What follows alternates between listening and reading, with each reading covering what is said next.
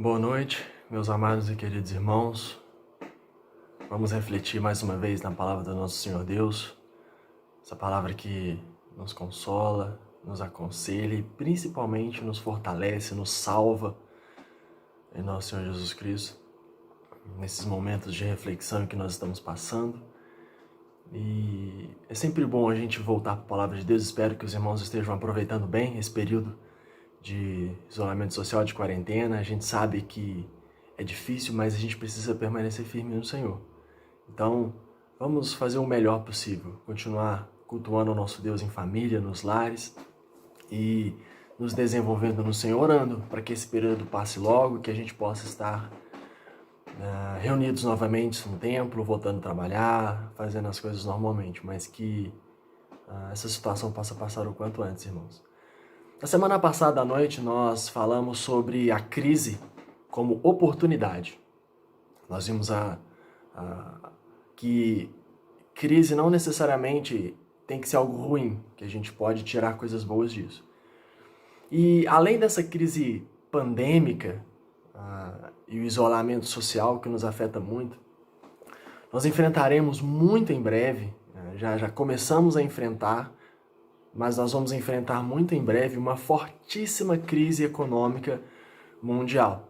Uma crise nunca antes vista ou vivida pela nossa geração.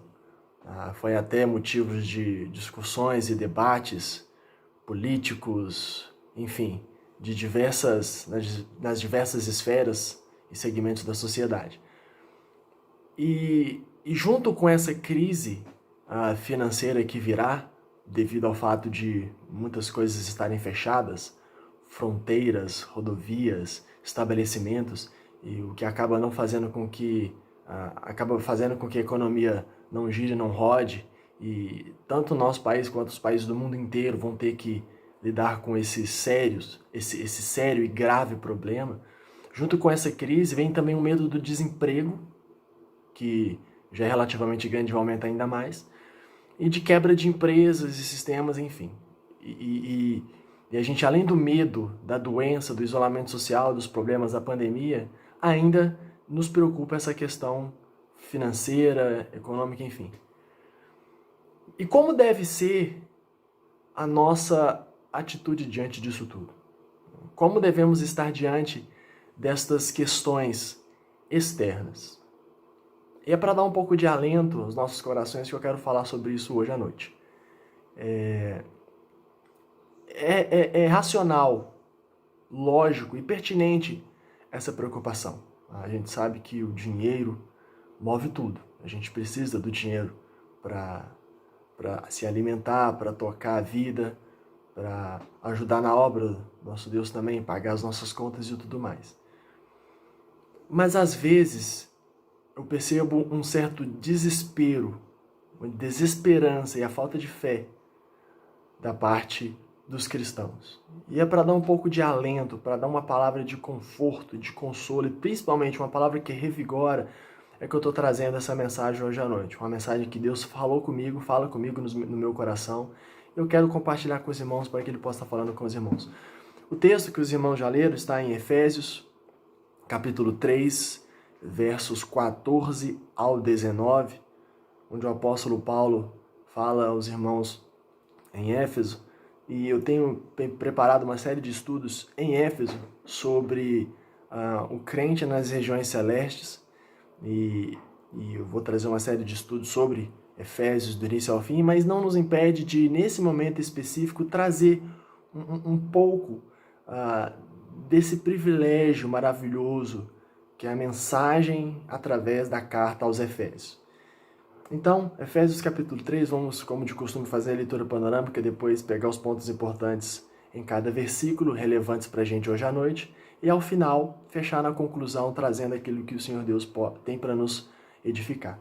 Efésios 3, 4 a 19, diz o seguinte: Por esta causa, me ponho de joelhos diante do Pai, de quem toma o nome toda a família, tanto no céu como sobre a terra, para que, segundo a riqueza da sua glória, vos conceda que sejais fortalecidos com poder mediante o seu Espírito no homem interior. E, assim, habite Cristo no vosso coração pela fé, estando vós arraigados e alicerçados em amor, a fim de poderdes compreender com todos os santos qual é a largura e o comprimento e a altura e a profundidade, e conhecer o amor de Cristo, que excede todo o entendimento, para que sejais tomados de toda a plenitude de Deus. Vamos orar, pedir ao Senhor que nos ilumine neste momento. Pai, obrigado, Senhor, pela graça e pela misericórdia do Senhor. Obrigado por mais uma noite que estamos diante do Senhor, cultuando ao Senhor, Pai, com os nossos entes e familiares, aqueles que moram conosco em casa, sedentos e desejosos por estarmos no templo novamente, em comunhão com os irmãos. Mas enquanto esse dia não chega, ajude-nos a aproveitar bem o momento que nós temos, ó Deus, de valorizar mais a família que o Senhor tem nos dado em Cristo Jesus. Primeiro, a família biológica, a família de sangue, ser usados pelo Senhor para ministrar os nossos familiares. E depois, quando tudo isso passar, Deus, voltarmos a nos reunir como igreja no templo do Senhor. Fala conosco, ó Espírito Santo de Deus, edifica-nos conforme a tua vontade e ajude-nos, ó Deus, a não temer, a não ficar ansioso por aquilo que é externo. Por mais que as coisas externas nos influenciem, mas ajude-nos a ter força interior no Senhor para enfrentar e passar por todas as circunstâncias que forem necessárias, dando glórias ao Senhor, honrando o teu santo nome. Fortaleça-nos em ti, Senhor Deus, no Espírito Santo do Senhor. Eu oro a ti, Pai, em nome de nosso Senhor e Salvador Jesus Cristo. Obrigado e amém, Deus. Irmãos, essa passagem é muito importante para aquilo que a gente está pretendendo hoje à noite. O versículo 14, o apóstolo Paulo ele começa dizendo: por esta causa. E como a gente não leu o contexto todo, pode levantar a pergunta: qual causa? Se você pegar o capítulo 3 todo, até o versículo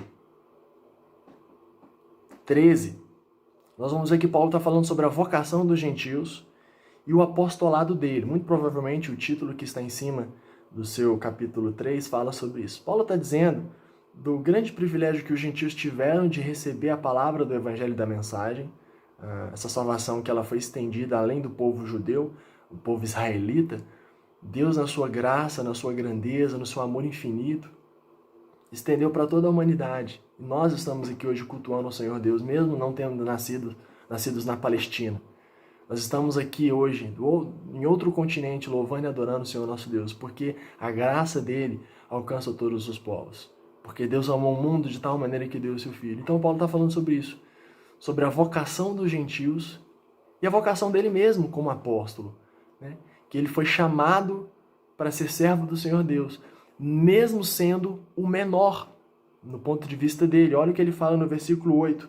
A mim, Paulo dizendo, o menor de todos os santos, me foi dada esta graça de pregar aos gentios o evangelho das insondáveis riquezas de Cristo. E falando nessas questões um pouco financeiras, a gente precisa nos apegar à riqueza de nosso Senhor Jesus Cristo, não menosprezando a importância humana e física das riquezas, do dinheiro, porque a gente, apesar de sermos espirituais, o nosso espírito está num corpo físico, na matéria, e esse corpo se relaciona com outros corpos, e esses corpos estão num planeta, num sistema social que necessita do dinheiro.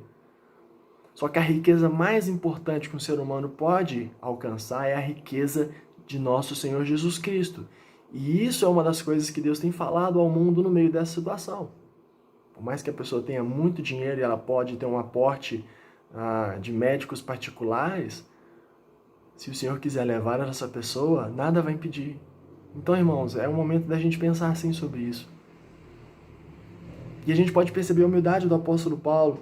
Continuando no verso 14, ele diz: por esta causa, pelo grande privilégio do evangelho que foi estendido aos gentios, que foi dado aos gentios, e ele teve o grande privilégio da graça de ser apóstolo, por tudo isso, ele se põe de joelhos. Se pôr de joelhos, que talvez seja algo que a gente não faça muito, é algo que a gente pode fazer, eu já até falo que é uma sugestão, orar de joelhos de vez em quando, demonstra humildade, submissão, servidão e gratidão Quando a gente se curva, quando a gente se prostra, a gente está declarando que nós estamos nos curvando, nos prostrando diante desse Deus que Ele é maravilhoso. Ele se põe de joelhos. Muitas vezes temos uma atitude altiva, uma atitude arrogante, mas na verdade quando a gente se debruça, se prostra diante de Deus, a gente está demonstrando o desejo desse quebrantamento. Me ponho de joelhos diante do Pai. Alguns manuscritos acrescentam do Pai do nosso Senhor Jesus Cristo. Outros manuscritos não acrescentam essa frase. Mas seja como for, o que a passagem está falando, o que Paulo está nos dizendo é: Deus é Pai. Deus é Pai do nosso Senhor Jesus Cristo, mas também é o nosso Pai, é o nosso Abba, é o nosso querido e amado Pai. Isso é relevante, isso é relevante, é extremamente importante. Por quê?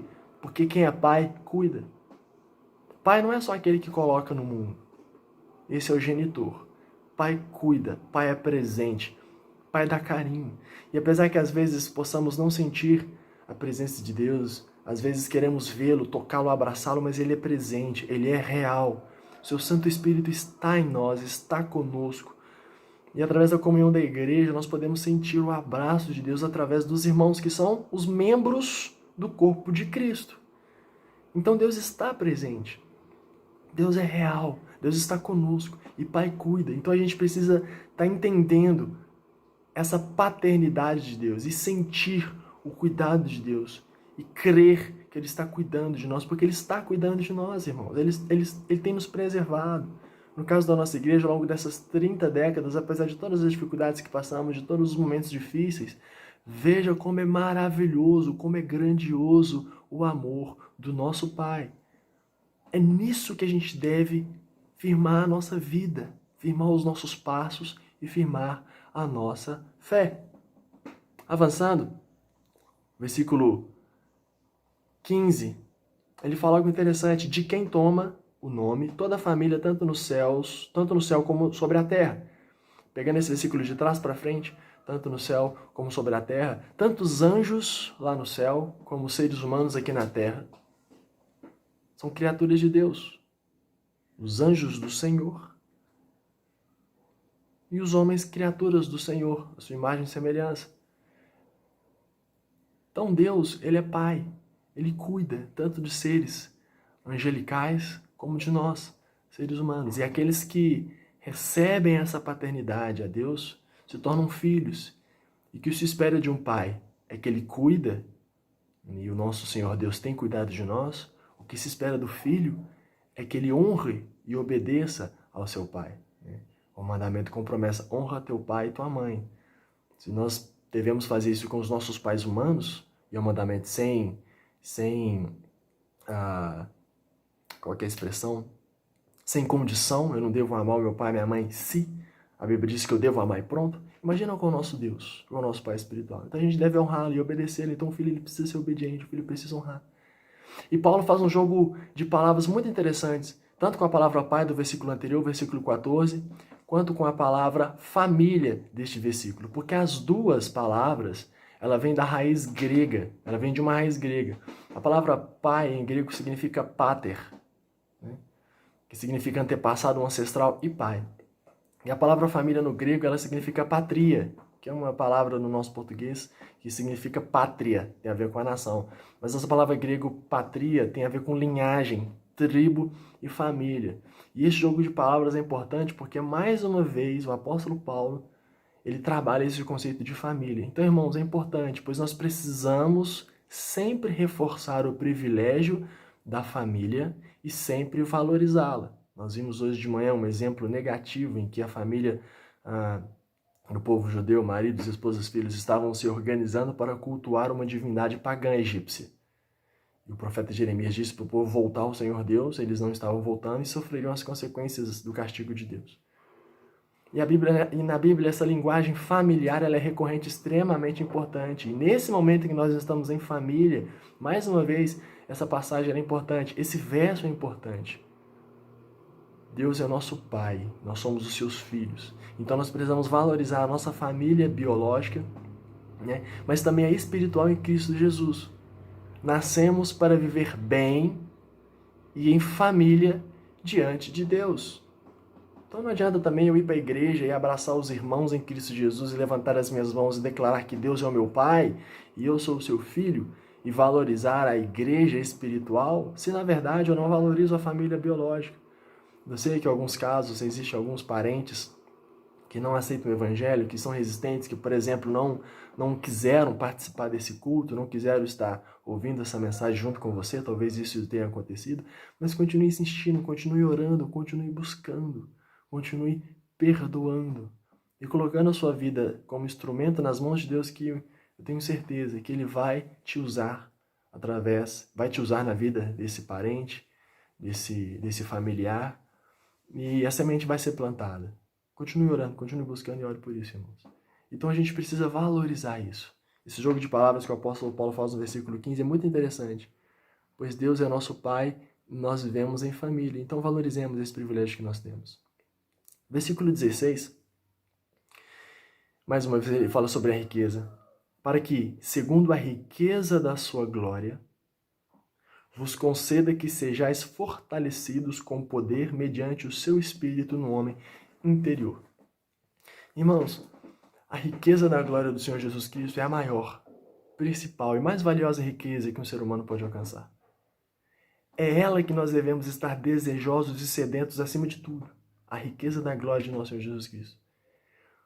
E vai nos conceder a ser fortalecidos, e não é qualquer tipo de força, não é uma força física, uma força simplesmente emocional, mas é uma força com poder, e é o que nós precisamos. Poder. Poder mediante quem? O Espírito, o seu Santo Espírito, mediante o Espírito Santo de Deus. Mas aí está, talvez, pelo menos do meu ponto de vista, o ponto mais importante desse versículo. Para que vos conceda que sejais fortalecidos com poder mediante o seu Espírito, onde? O final do versículo 16 diz, no homem interior. Esse é um ponto extremamente importante. Por quê?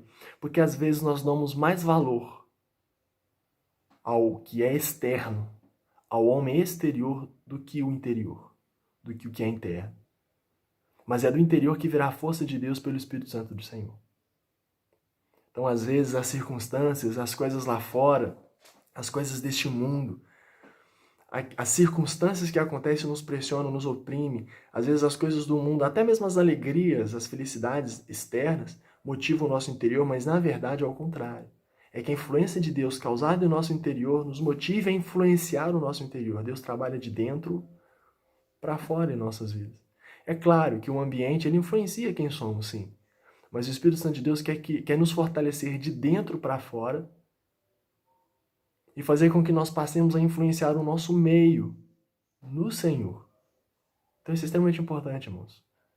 Cuidar do nosso homem interior, para que Deus trabalhe por dentro, cure as nossas mágoas, as nossas feridas, sare-nos dos nossos vícios, das nossas coisas ruins, das coisas, dos abusos do passado, que a gente possa receber gratidão, que a gente possa perdoar, que a gente possa ser perdoado. E através de toda essa transformação interna, Deus externaliza isso através do seu imenso amor que a gente vai ver no próximo versículo.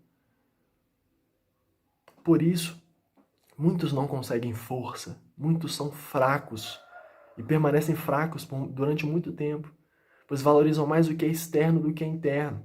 Lembrando lá de 1 Samuel 16, 7, quando Samuel, chamado por Deus, foi escolher o próximo rei de Israel no lugar de Saul, viu todos os filhos de Jessé e Deus virou para Samuel e disse, olha, não atente para a aparência, porque o Senhor não vê como vê o homem vê o externo, mas Deus vê o interior. Então isso é mais importante. E aí, voltando na semana passada, por isso que esse período de isolamento social ele é importante, no meu ponto de vista. Que a gente vai ter uma oportunidade de parar e refletir, de ver quem nós somos de fato, de valorizar e priorizar aquilo que nós precisamos priorizar e valorizar muito. Que é a nossa vida pessoal com Deus e nossa vida com os nosso próximo, né? Nossos cônjuges, filhos, pais e assim por diante, irmãos. Então, peça a Deus para cuidar do seu homem interior. Né? O homem aqui é a linguagem inclusiva, não necessariamente ser do sexo masculino, mas homem e mulher, irmãos.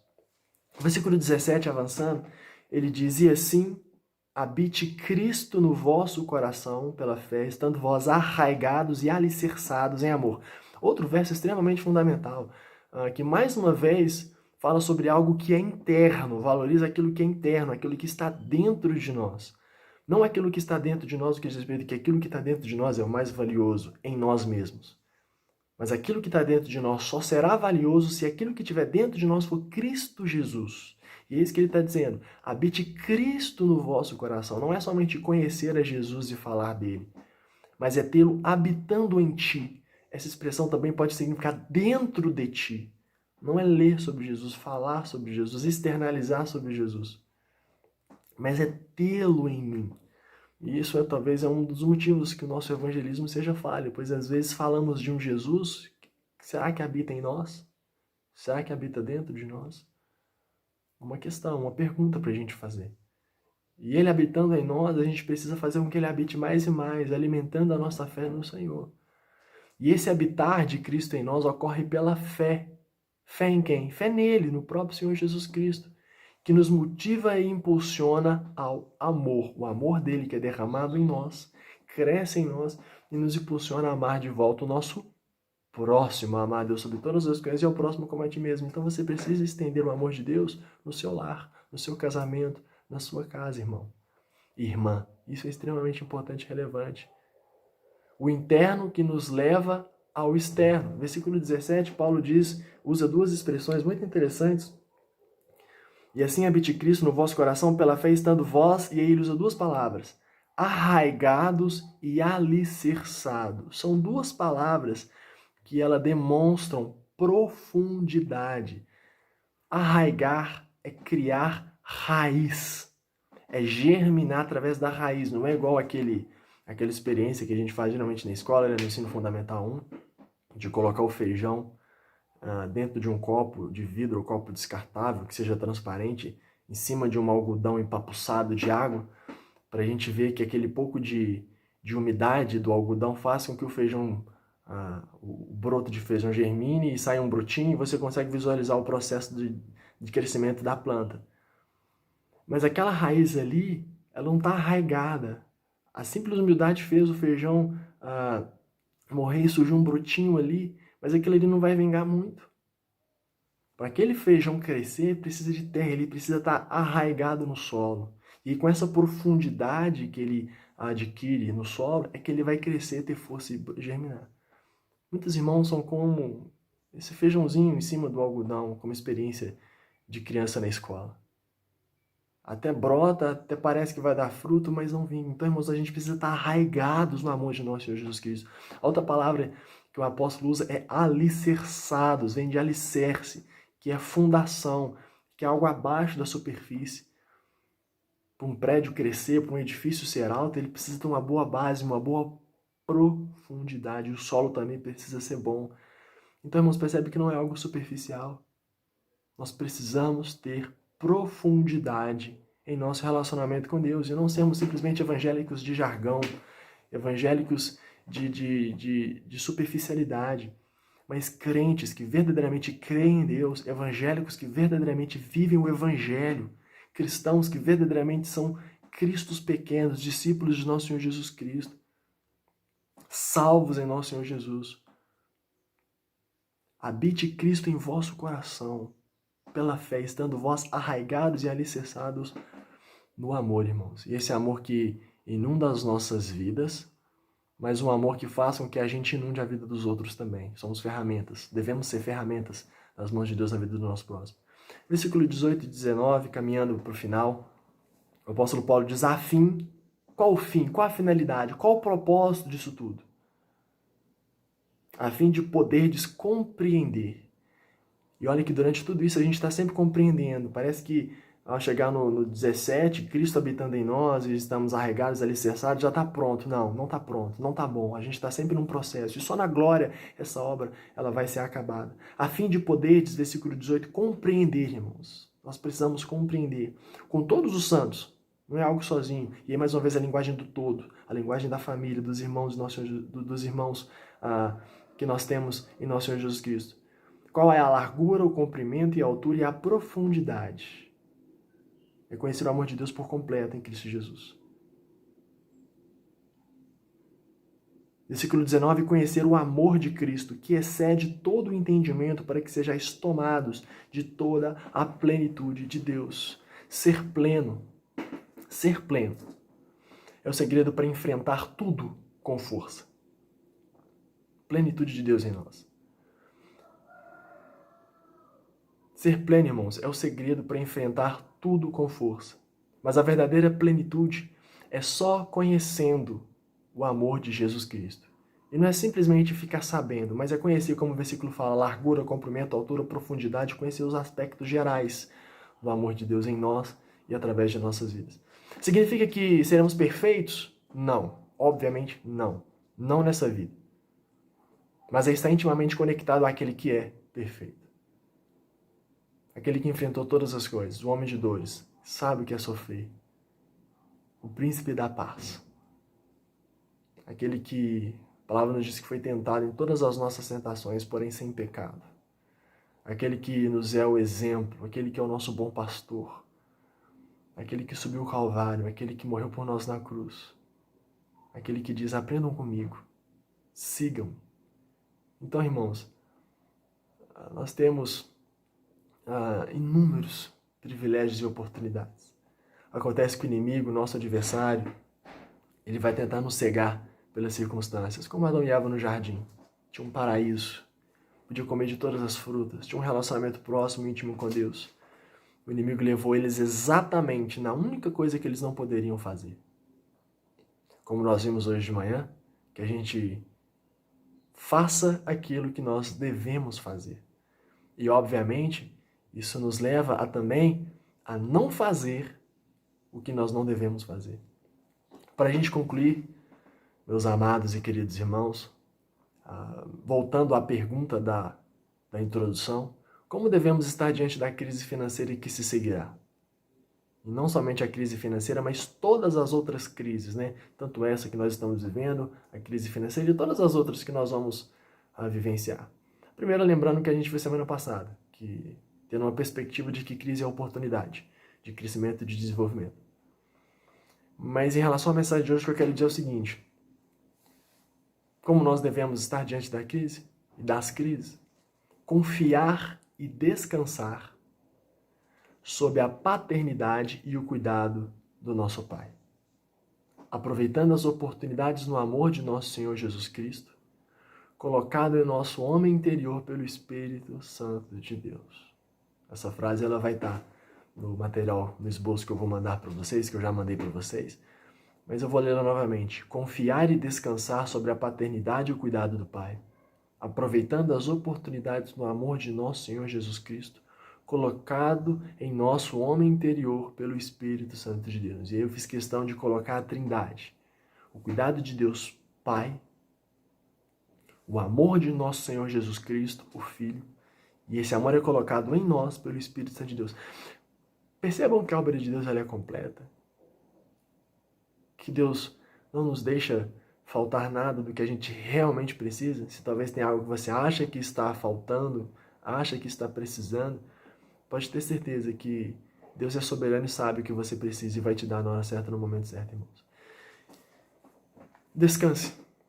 Esse período de isolamento social, esse período de crises, preocupações. Eu sei que a gente teme, eu como marido, como pai de família, sei da dificuldade, do medo, sei que a gente precisa cuidar, a gente precisa trabalhar, mas mais do que isso, eu sei que a riqueza do meu Senhor Jesus me sustenta. Ele me sustentou até aqui. Eu tenho certeza, a convicção de que Ele me sustentará até o fim. Até o fim. Então descanse sobre o cuidado e a paternidade de Deus. Viva o pleno amor de nosso Senhor Jesus Cristo. O Espírito Santo de Deus foi colocado no seu coração.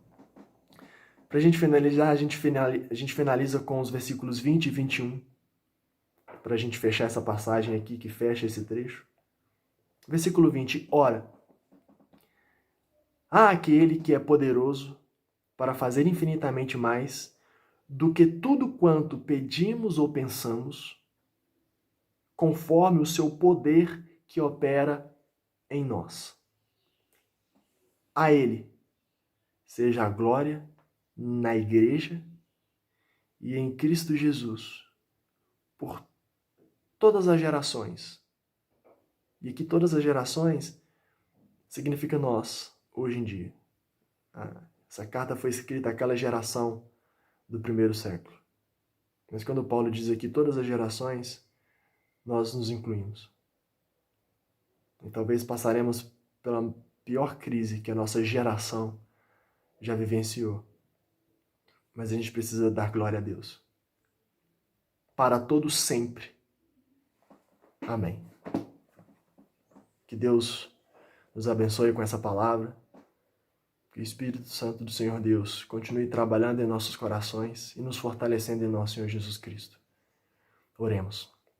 Senhor, mais uma vez, obrigado pela graça e pela misericórdia do Senhor. Obrigado por essa noite na Tua presença. Abençoe, Deus, os irmãos que estão em seus lares, com suas famílias. Abençoe, ó Deus, os irmãos que estão em quarentena. Cuida dos nossos irmãos do grupo de risco. Que essa pandemia possa passar logo, ó Deus. Oro pelos irmãos que precisam estar trabalhando, fazem parte dos serviços essenciais. Proteja-os de todos os males. Proteja os seus parentes deles também. Não deles, mas de um possível contágio deles, que eles não se contagiem, sejam contagiados e que eles também, os seus familiares, não adoeçam, ó Pai. E pedimos a Deus pelos nossos irmãos e queridos que trabalham na área da saúde, por todos os médicos do mundo, os profissionais, enfermeiros, enfim, e especialmente pelos nossos conhecidos, ó Deus, fortaleçam-os no Senhor. Ó Deus, clamamos que o Espírito Santo do Senhor fale aos nossos corações e edifica-nos conforme a Tua vontade. Consagramos essa noite nossas vidas em Tuas mãos. Em nome de nosso Senhor Jesus Cristo, obrigado e amém, Deus. Obrigado, irmãos. Tenham todos uma ótima noite e semana na graça de nosso Senhor Jesus Cristo. E para não perder o costume, para a gente matar um pouco a saudade, se você não estiver sozinho, dê um abraço apertado no seu parente, no irmão que está do seu lado. E se você, por acaso, está assistindo esse vídeo sozinho, procure o seu parente mais próximo e dê um abraço muito gostoso nele e declare o amor que você sente por ele, por ela e o amor do nosso Senhor Jesus Cristo por você, por ele, por ela e por todos nós. Boa noite. Deus abençoe a todos.